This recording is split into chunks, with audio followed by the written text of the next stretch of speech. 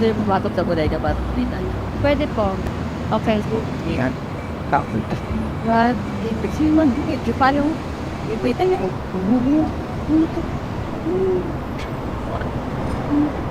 Saan? And the shot.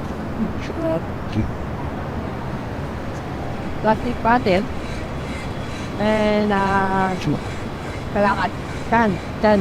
Ito yung pinupukot namin. Nung kahapon kasi nag-disclose ako ng kalakal. Punong-puno ito ng kalakal kahapon. Kaya, ngayon, makikita nyo na lang siya. Ganun doon siya. Bali, may ipon na naman siya. Every weekend, Every weekend yun na po ito binibenta. dinidish ko. So sa weekend po kuya, mga magkano po yung nakikita nyo? Kasi like marami na siya, di ba? Oh, baby, si siya sa nila ang race. Siya, sumigita. 11,000. Is 7,000. Lahat na. Hindi lang sa class fit.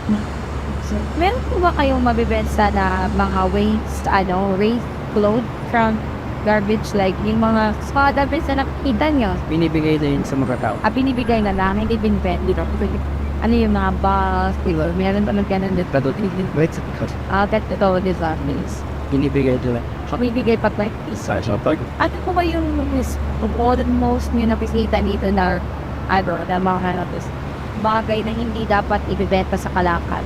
ginto, lilam, cellphone, marami. Kaya na, Pero meron naman nakikita pera dito. Papo.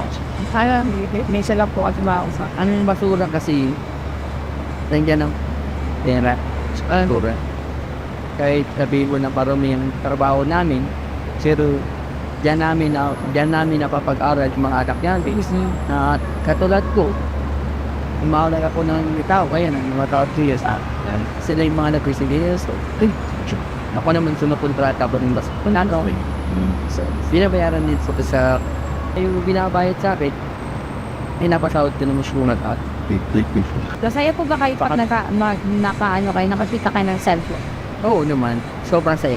Siyempre, ano nila at pera, Ano gagawin niyo doon? binibin.